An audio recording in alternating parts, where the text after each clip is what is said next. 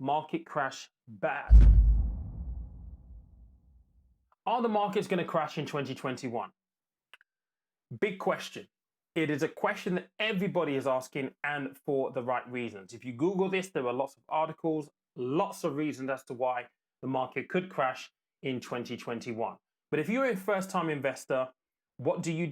Do you buy? Do you sell? Do you hold? Do you wait? Do you just continue investing? What do you do?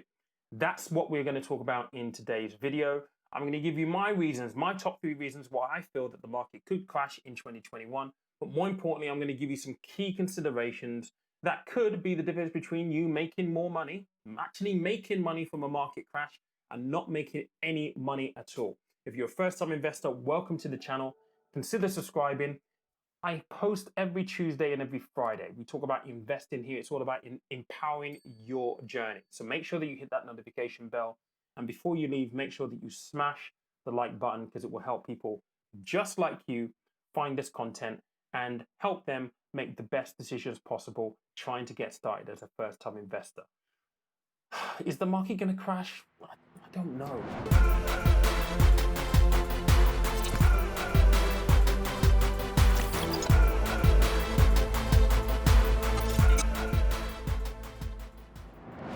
So before we get into this, let's just take a moment just to sense check where we are. If you're a first-time investor, then it is completely natural that you are nervous about investing in the market, especially now, and you're probably nervous because you don't want to lose money. I have news for you. Everybody feels that way, so you're not different and you're not wrong for feeling so. We all have a natural loss aversion, and that loss aversion means that people feel more about losing money than they do making money. Why? Because we have an emotional attachment to our money. So it makes sense. We work hard for it and we don't want to lose it. My mission here on YouTube is to empower first-time investors so that when you begin investing, you don't have a bad experience that puts you off investing moving forward. I think your first-time investing is so important. If you have a bad experience, you're going to be reticent about continuing. It will probably scar you for a bit, and you just won't want to continue. And it's really important that you start early and you invest regularly. It is the key to creating wealth. It is by far my biggest regret that I didn't know what the stock market was in my 20s. So if you're a first-time investor and you're worried, that's completely fine. This video will give you some context as to what you need to consider if you are worried about the market crash or a potential market crash in 2021.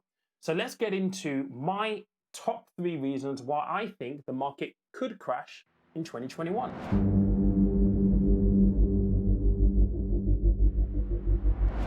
Now, the first reason why I think that the market could crash in 2021 is COVID. And for me, this is probably the biggest risk to the market this year. But when we think about COVID, we have to look at it on a number of fronts. And the first one is vaccine efficacy. So great news, we do have vaccines now. We have a number of them, in fact.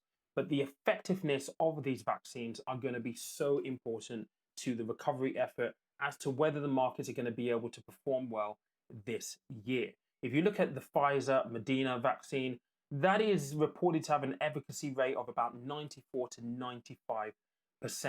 There is a Johnson & Johnson one with a lower efficacy rate, but the trade-off for that lower efficacy rate is that it can be administered in a single dose, as opposed to most of the other vaccines needing 2 doses. Now, there are clear advantages, obviously, to be able to vaccinate people in 1 dose. It's a lot quicker. But the question is, with efficacy rates, are you going to get the protection that you need? If there is any deviation to these efficacy rates, then it essentially means that we could be in lockdown or not back to work operating at full tilt as we would like to be for longer, and that in turn could crush down the markets to lower levels of returns or into a possible crash. The second thing to consider when we talk about the vaccine specifically is, well, what happens if you don't have enough people take the vaccine? And there are a number of anti-vaxxers out there. There are plenty of them, actually. In fact, I know a few people who aren't necessarily thrilled about the idea of taking the vaccine because they believe that not enough research has been done and there isn't really enough clear information about what the possible side effects to this vaccine might be. And these are all legitimate reasons why people may decide that they don't want to take the vaccine. But if you don't have enough people taking the vaccine, you don't develop that herd immunity. We can't return to normal operations, and that could have a negative effect on the markets in 2021. The third and final thing that's worth considering when we talk about COVID is actually new COVID variants. There are a number of them popping up now across the globe. Look at us here in the UK. A new variant has meant that we're now in lockdown again nationally because we have a variant that is highly transmissible. I've got a friend right now in hospital with COVID. He's doing better than he was literally yesterday. But with new variants popping up, there is a big concern about the efficacy rates of the vaccines that have already been delivered. Do we need new vaccines? That means new research. That means new testing. That means new authorizations. And the real danger with new variants is that as new variants pop up, it's likely to accelerate countries going into lockdown, which is not good news for markets. It means productivity is low, it hurts the local economy, it hurts the national economy, therefore it hurts the markets also.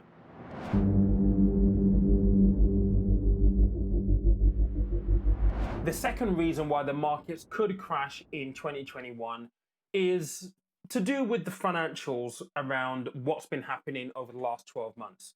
Last year, we saw people on furlough. We saw people take a pay cut. We saw people not be able to pay their mortgages, not be able to pay their credit cards, not be able to pay their loans, not be able to pay their car payments. And this will have a negative effect on financial stocks specifically if we're not able to come out of this lockdown quickly.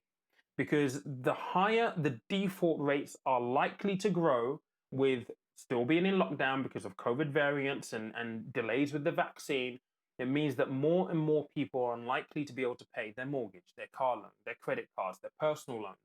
And that is going to have a knock-on effect on the financial stocks because at the end of the day, if you have loans out to people who are defaulting on their payments, you're going to take a hit as a business.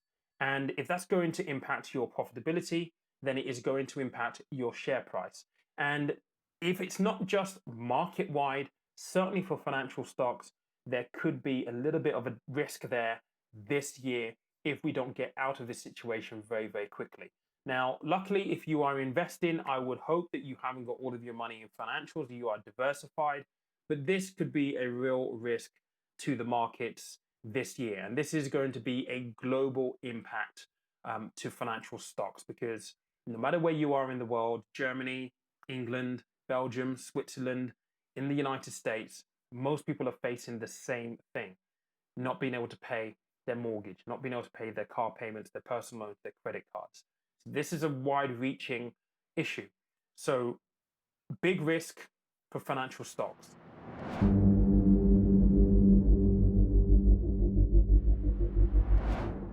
And the final reason why I think that the markets might crash in 2021 is because of you and I. Investor sentiment, investor emotions. And this kind of alludes to what I mentioned at the beginning of this video. We all have a loss aversion. Nobody likes to lose money. And this is a really, really important thing that I talk about on my course. And if you've not taken my course and you're a first-time investor, you want to get the basics around how investment works and the investor psychology, this is key. I cover this in that chapter. We have to have a bit of a mentality, mindset shift to think of market crashes in a positive light rather than a negative light. Because if every investor in the country felt fearful of their money going down in the market crash and decides to pull their money out of the markets, that in itself participates a market crash. So investor psychology, investor emotion, investor sentiment, for me, is a big risk this year. And this is why education is so, so important. And this leads me on to some key considerations. If you are a first-time investor and you're worried about a market crash, what should you do? Well, I can't tell you exactly what you should do because I don't know you, I don't know your personal circumstances, but I can give you some key considerations. So here they are.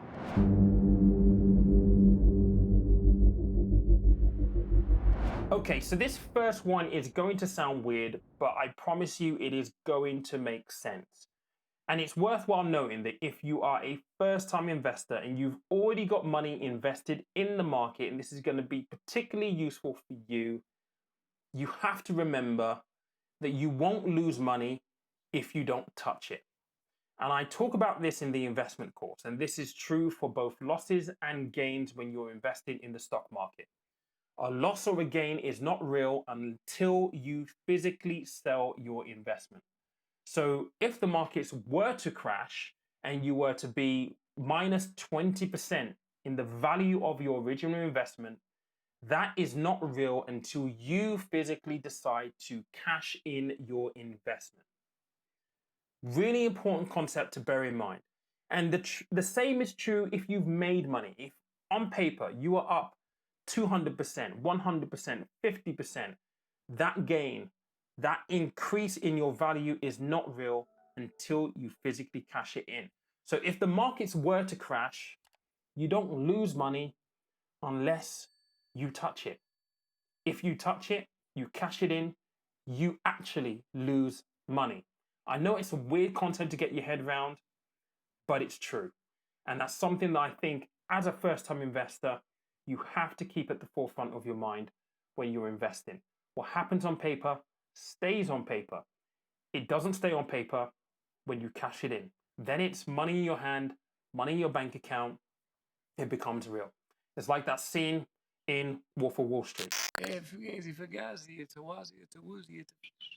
dust. It's all in the ether until you physically cash it in. The second consideration, which is absolutely key, and this again is going to take some mindset shift. You have to change your mindset around this, is that we have this perception that market crash bad. Well, not really. Market crash good. At least Warren Buffett, the investment houses, and investment professionals all think that a market crash is good. It's a reset, if you will. Markets that were high come down to a lower level, create an opportunity for you to invest and appreciate value on the way up. It's an opportunity. And if we see it as an opportunity, all of a sudden, what we do, how we prepare for this opportunity changes. We don't see it as something that is potentially going to harm us. We see it as something that could potentially benefit us, a way that we can make more money in the market crash. So if the market were to crash in 2021, the question is, are you going to be positioned adequately to be able to invest money into the market to make more money because of the market crash? A fundamental thing. Again, I speak about this in the course.